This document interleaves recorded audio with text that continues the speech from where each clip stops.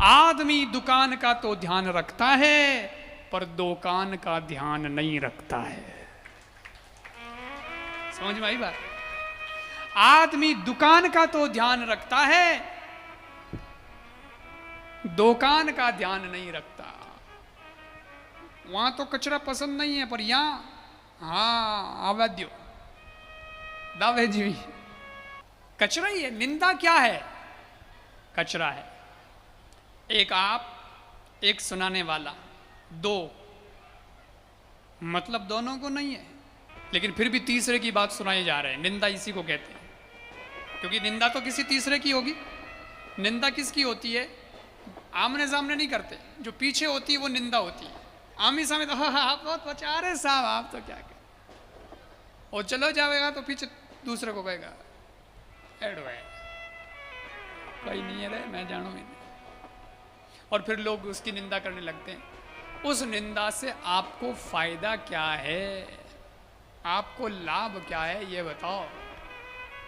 लाभ तो कुछ नहीं है। हाँ लाभ हो तो चलो बात कर भी ली 2 मिनट, लेकिन कोई लाभ नहीं, कोई सेंस नहीं, कोई उसका सार नहीं निकला, कुछ नहीं। और आप अच्छा कथा सुनते हैं लोग तो नींद ले लेते हैं, कथा सुनते हैं नींद ले लेते हैं। महाराज तो का काम ही कथा करना है, कथा वाचे आप।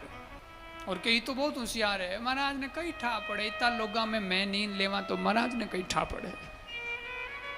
मतलब कॉन्फिडेंट होकर के नींद लेते हैं, कंफर्टेबल हो गए, ये सोच के ही कि इनको क्या पता चलेगा। अच्छा भाई लोग फिर भी नींद नहीं ले पाते हैं, पर माताएं बहनें तो बड़े आराम से नींद ले लेती है, क्योंकि भगवान सुविधा दी है। भाई समाज की व्यवस्था ऐसी है कि आपको सुविधा है, नींद आवे तो घूंघटो लगा ले, भाई लोग हो रहे तो कहीं लगा,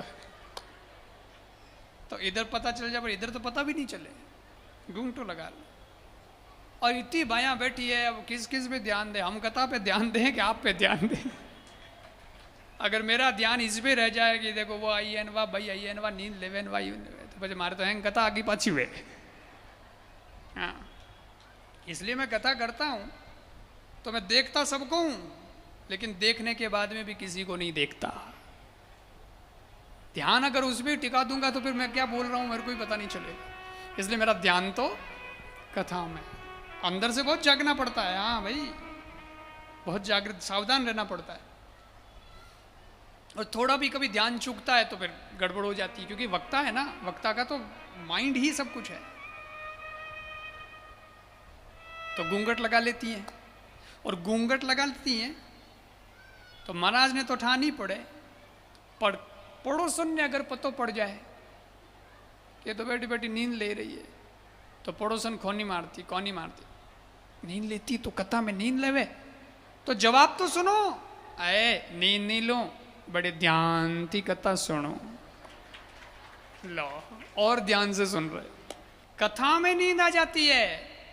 लेकिन कोई निंदा कर रहा हो और कोई सोया हुआ है और 2 लोग किसी की निंदा कर रहे हैं तो वो हुतड़ उड़ जाए, नींद खुल जाती है उसकी। हाँ इंटरेस्टिंग सब्जेक्ट आया, अब देखो, और वो भी इन्वॉल्व हो जाएगा, वो भी इन्वॉल्व हो जाएगा। और फिर जो सुनाने वाला है ना, वो भी फिर कम नहीं है, वो भी पूरा आनंद लेता है, खेल पूरा खेलता है। वो बात पूरी नहीं बताता, आधी बता के रुक जाता है। उसके तो ऐसा वाहन, वो तो ऐसा है ना, वो ऐसा है ना, आधी बात बताई, आधी बात बता के रुक गया। तो हुड़न वालों हाम लो बचे हो गए, हाँ बच्चे आगे कहीं भी हो जन वो आगे चलू गए पाछो। अब बताओ कितना इंटरेस्ट आ रहा है निंदा में लोगों को।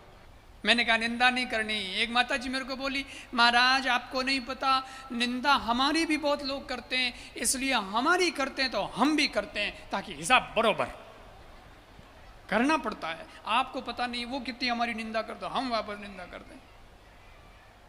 अरे मैंने कहा वैसे तो माता जी कोई नहीं बचा, लोगों की निंदा क्या, भगवान की भी निंदा हुई है, राम और कृष्ण को नहीं छोड़ा लोगों ने, आप क्या बात करते हैं, उनकी भी निंदा हुई है। तो अपन कौन सी खेत की मूली है, हम तो मामूली हैं, बहुत छोटे लोग हैं, निंदा हो गई तो हो गई। लेकिन आप मत करना। क्यों? मैंने कहा फायदा है। फायदा ये कि कोई दूसरा तुम्हारी करे तो करने दो, पर आप मत करना। क्यों? क्योंकि कपड़े के मैल को साफ करने के लिए साबुन चाहिए होता है, ब्रश चाहिए होता है, सर्फ चाहिए होता है, पानी चाहिए होता है, तब जाके वो साफ होता है मैल। लेकिन हमारे जीवन में कोई पाप का मैल है तो वो निंदक आदमी जो आपकी निंदा कर रहा है वो अपनी जीभ से निंदा कर करके आपके सारे मैल साफ कर देगा। इसलिए आपकी निंदा हो तो घबराना मत। रास्ते चलते रही कोई निंदा को नहीं करे, जिसका कोई वजूद होता है निंदा उसी की होती है। तो जब निंदा हो तो ये पक्का कर लेना कि कुछ तो अपने में दम है, तब निंदा हो रही। पर आप करके किसी का पाप मत ले लेना।